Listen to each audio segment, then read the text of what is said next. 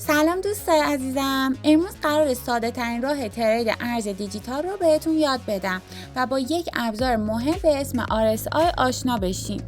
من تریدر نیستم، اما این نکته‌ای که خودم سالهاست ازش استفاده میکنم. پس با من همراه باشین.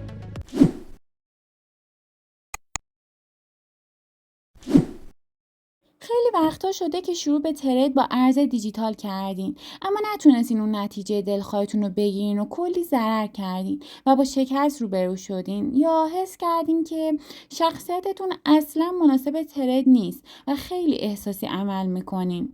منم قبلا همینطوری بودم، ولی بعدا یه نکته رو یاد گرفتم که با این نکته تونستم هر از گاهی ترید کنم و یه سودی رو به دست بیارم. این نکته همون آموزشیه که امروز میخوام بهتون یاد بدم. این نکته یکی از ساده ترین و کاربردی ترین نکته های تریده که هر کسی با هر شخصیتی بعد از یاد گرفتن میتونه باهاش ترید کنه و به درآمد برسه. این تکنیک خیلی تکنیک راحتیه و اصلا نیاز به دانش پیچیده‌ای نداره. اما حتما روند بازار و اخبار باید دنبال بشه تا بتونیم بهترین ترید رو انجام بدیم با پایین‌ترین ریسک. خب اصلا ترید ارز دیجیتال یعنی چی؟ ساده ترین تعریفی که برای ترید میتونیم داشته باشیم اینه که ترید یعنی خرید و فروش ارزهای دیجیتال مثل بیت کوین، اتریوم، سولانا و بقیه ارزهای دیجیتال برای به دست آوردن سود. اگه ترید رو مثل خرید طلا در نظر بگیریم، وقتی قیمت پایین میاد ما طلا میخریم و وقتی بالا میره میفروشیم، یا حتی برعکس، وقتی فکر میکنیم که قیمت طلا ممکنه پایین بیاد اونو میفروشیم و بعد ارزونتر و با قیمت پایینتر میخریم و سود میکنیم. توی بازار ارز دیجیتال هم رمزارزهای زیادی هستن که با یاد گرفتن چند تا تکنیک توی زمانهای خاص و با دنبال کردن بازار میتونیم خرید و فروش کنیم و سود به دست بیاریم. حالا ترید خودش چند مدل داره. ترید یا کوتاه مدته یا بلند مدت. ترید کوتاه مدت یعنی هر هفته چند بار معامله کنی، یعنی هر روز چند بار معامله کنی. ولی بلند مدت یعنی ارز دیجیتالی که خریدی رو بعد از چند ماه یا چند سال بفروشی. این نکته‌ای که توی این ویدیو میخوام بهت یاد بدم مختص افراد مبتدیه که میخوان ارزشون رو بعد از چند ماه بفروشن و ذاتاً تریدر نیستن. دلشون نمیخواد که استرس ترید رو تحمل کنن یا دائم زندگیشون درگیر ترید باشه یا اصلا تریدینگ رو به عنوان شغل در نظر بگیرن. میخوان که فقط گاهی اوقات از فرصتهای بازار استفاده کنن و بتونن یه مقداری سود به دست بیارن. این نکته هم نکته‌ایه که خیلی ریسک کمی داره ولی نیاز به تمرین داره و اینکه معمولا خیلی برای بار اول که از این تکنیک استفاده میکنن سود میکنن، ولی برای بارهای بعدی دچار طمع میشن. پس حتما سعی کنید که با پولی ترید رو انجام بدین که اگه از دستش بدین زندگیتون به هم نریزه. اینجوری هم آرامش بیشتری دارین و همین که کمتر دچار طمع میشین. حالا که فهمیدین ترید چیه، میریم سراغ ابزاری به اسم RSI که ساده ترین و بهترین ابزار تریده. RSI بهتون کمک میکنه که بفهمین کی وقت خریده یا کی وقت فروشه. RSI به ما نشون میده که یه ارز دیجیتال بیش از حد خریده شده یا بیش از حد فروخته شده. وقتی تقاضای یه ارز دیجیتال یا به طور مثال یه محصولی زیاد بشه و بیش از حد فروخته بشه، اون محصول یا ارز گرون میشه و برعکس اگه بیش از حد فروخته بشه ارزون میشه و قیمت میاد پایین. این سیگنالیه که ابزار RSI به ما میده که کی بخریم و کی بفروشیم.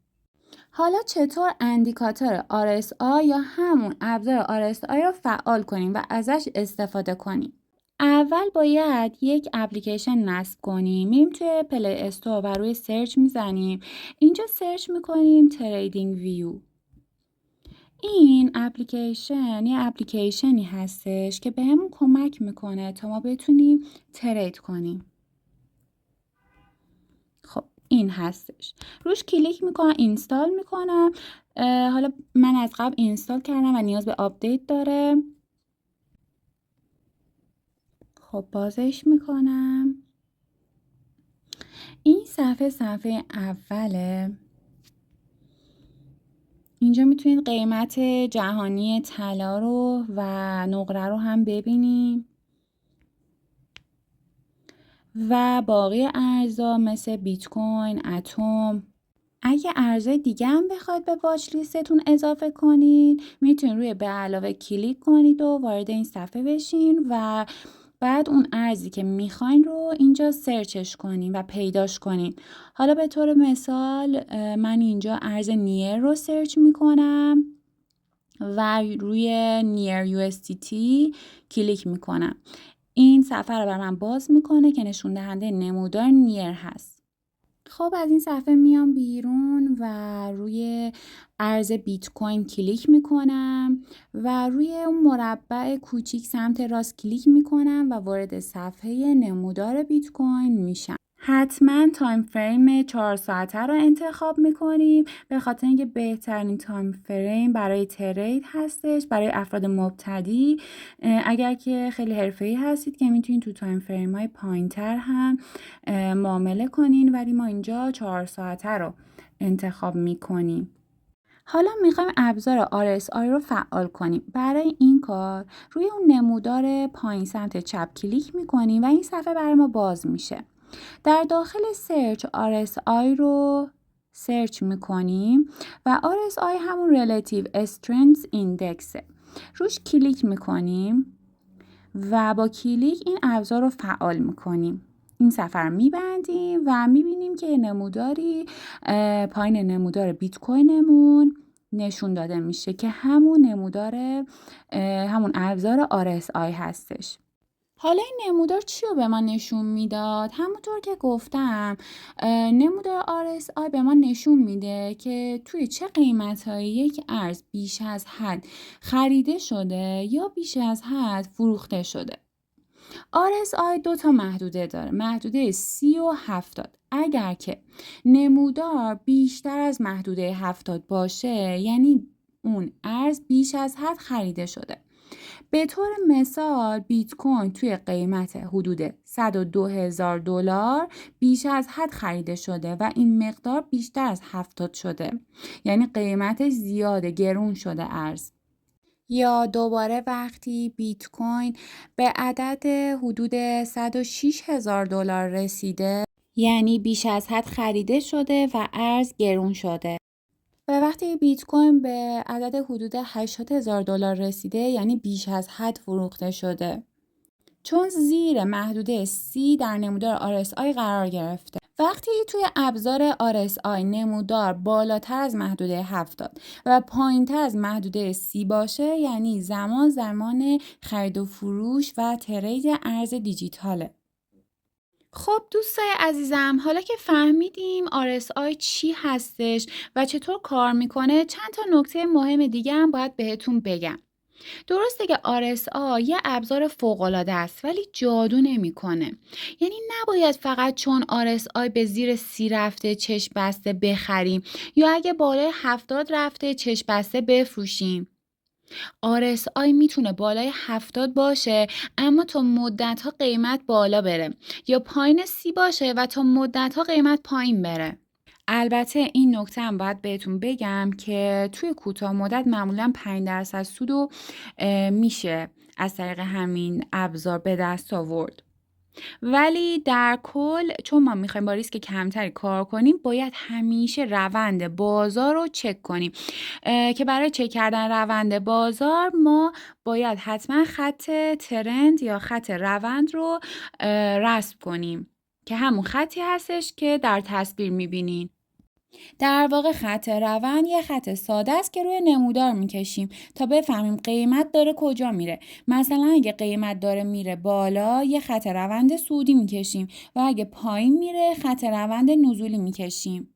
همیشه برای کشیدن خط روند باید 2 یا 3 نقطه از قیمت رو انتخاب کنیم و بعد خط رو بکشیم. حالا چجوری خط روند بکشیم؟ روی این مداد کلیک میکنم، روی ترند لاین میزنم و 2 تا نقطه رو انتخاب میکنم یا 2 تا قله رو. قله اول اینجا یک بار کلیک میکنم، قله دومم اینجا یه بارم دوباره روش کلیک میکنم. خب حالا دوباره روی این ابزار کلیک میکنم تا بتونم آزادانه این خط رو تکون بدم. روی این دایره کلیک میکنم، یه مقدار خط رو میکشم. خب این میشه خط روندمون که همونطور میبینین روند نزولی هستش. حالا در نظر بگیرید که ما یه قسمتی رو نداریم. من الان اون قسمت رو براتون با مداد رنگیش میکنم، این تیکه رو، به طور مثال ما اصلا اینا رو نداریم، هیچ کدومشونو اینا رو نداریم. خب ما توی نقطه هستیم، نگاه کنیم نمودار RSI بیشتر از محدوده 70 شده، یعنی خرید زیاد انجام شده و همینطور که میبینید بعد از اینکه یک کندل ساخته شده 2-3 تا کندل دیگه هم بعدش ساخته شده و اینجا یه قله درست کرده. حالا من میخوام بدونم که آیا اینجا زمان مناسبی واسه فروش هست یا نه. همونطور که میبینین روندمون یه روند نزولیه و اینجا هم یه دونه قله ساختیم و RSI هم بیشتر از 70 شده، پس اینجا زمان فروشه. و همینطور که میبینین اگر روی مداد بزنم و روی میجر که شبیه خطکش هستش بزنم، اگر من تو این ناحیه بفروشم 10% من تونستم سود کنم در واقع. اگه توی این ناحیه بفروشم، اگر فیوچرز باز کنم و معامله شورت بگیرم، من اینجا حداقل 10% سود کردم. و بهترین زمان برای ترید زمانیه که RSI بیشتر از محدوده 70 باشه و ترند ما نزولی باشه، یا RSI زیر محدوده 30 باشه و ترند ما صعودی باشه. اون موقع باید بخریم. خب من اینا رو پاک میکنم. یه نکته خیلی مهمی که باید بهش توجه داشته باشین اینه که زمانی خرید و فروش کنین که توی اون نقطه‌ای که RSI بیشتر از محدوده 70 یا پایین‌تر از محدوده 30 چند بار رنج زده باشه. مثلا توی این نقطه که RSI بالاتر از 70 میبینید که چند تا کندل زده شده. یک کندل بیت کوین توی محدوده حدود $102,000 زده و دوباره 2-3 تا کندل هم بعدش زده، یعنی یه مدتی توی این قیمت داشته رنج میزده و نوسان داشته. اینجا دقیقا زمانیه که ما باید ارزمون رو بفروشیم، چون احتمال اینکه قیمت بیاد پایین خیلی زیاده. و دوست دارم همونطور که اول ویدیو بهتون گفتم ما همیشه یه مقدار سودی رو میتونیم از این نمودار RSI به دست بیاریم و معمولا 5% سود حتمیه، ولی گاهی کمتر میشه و خیلی وقتا هم بیشتر از اون 5% میشه. ولی خب همش به شما بستگی داره که چقدر میخواید توی معاملاتتون سود کنید یا چقدر میخواید ریسک کنید. اگه بخوام یه نقطه دیگر رو هم مثال بزنیم، مثلا میتونیم قیمت بیت کوین توی محدوده 100 و تقریبا $8,000 رو در نظر بگیریم که از RSIش از محدوده 70 خارج شده و بعدش یک ریزش زیادی رو داشتیم. البته گاهی هم تحلیلمون درست در نمیاد، مثل اینجا که در واقع RSI زیر محدوده 30 هست ولی ما باز هم نزول داشتیم. البته که دوباره یه مقدار سودی به ما داده، یعنی یک مقدار سود کم 5% میتونستید اینجا دریافت کنید که من با ابزار میجرمنت یا همون خطکش حساب کردم شد تقریبا 9%، یعنی یه 9% سودی باز اینجا میتونستید دریافت کنید و بعدش دوباره یکم رنج زده و نزول شده. برای اینکه به یه جنبندی کلی برسیم میتونیم بگیم که اگر RSI زیر 30 باشه و قیمت نزدیک خط روند صعودی قوی باشه یا بهش برخورد کنه، شانس موفقیت معامله ما زیاده. و اگه RSI بالای 70 باشه و قیمت نزدیک خط روند نزولی باشه یا باهاش برخورد کنه، یعنی اینکه زمان فروشه، که دقیقاً توی اولین توضیحی که بهتون دادم میتونید همین رو ببینید که RSI بالای محدوده 70 و قیمت با خط روند نزولی برخورد داشته که این باعث ریزش حدود 10% شده. خب میخوام اینجا یه مثال دیگه براتون بزنم که در واقع ما 3 بار ریزش داشتیم. اگر که ریزش اول رو در نظر بگیریم، RSI زیر محدوده 30 و بیت کوین حدود $85,000 شده. یک مقدار این قیمت رفته بالا، دوباره ریزش داشتیم، دوباره یکم رفته بالا و دوباره ریزش داشتیم. اینجاها اصلا نباید خرید و فروش انجام بدیم. چرا؟ به خاطر اینکه اون مسئله تثبیتی که بهتون گفتم اینجا انجام نشده. یعنی اولین باری که ما ریزش داشتیم و RSI زیر محدوده 30 اومده، قیمت تثبیت نشده، قیمت توی اون نقطه رنج نزده، کلا یکی دو تا کندله فقط، یعنی بیشتر از این کندلا نیست، اونجا کفسازی نشده که همینطور هم که میبینید دوباره ریزش داشتیم و دوباره قیمت تثبیت نشده و دوباره همون اتفاق افتاده. اینجا چون ریسک زیاده ما اصلا معامله باز نمی کنیم، اصلا ترید نمی کنیم و همونطور که بهتون گفتم فقط توی زمانهایی که مطمئن هستیم فقط در اون زمانها ما معامله باز می کنیم. حالا دیگه چه زمانهایی معامله انجام نمیدیم؟ وقتی که به طور مثال RSI بالای 70 باشه و روند ما صعودی باشه، اینجا انجام نمیدیم. دوباره اینجا RSI یکم بالای 70 و به روند صعودی برخورد کرده، اینجا انجام نمیدیم چون ریسک معاملمون بالاتر هست.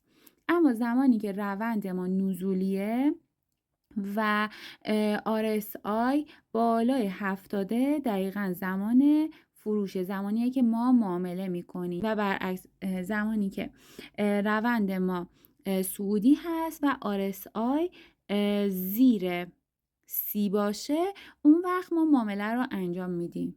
دوستان همیشه حد ضرر بذارین چون هیچ سیگنالی هم 100% نیست و اگه بازار برعکس پیش رفت ضرر نکنین. حالا شما بیت کوین رو چطور تحلیل میکنین؟ با این آموزشی که من دادم به نظرتون الان کم ریسکه که از RSI استفاده کنیم یا پر ریسک؟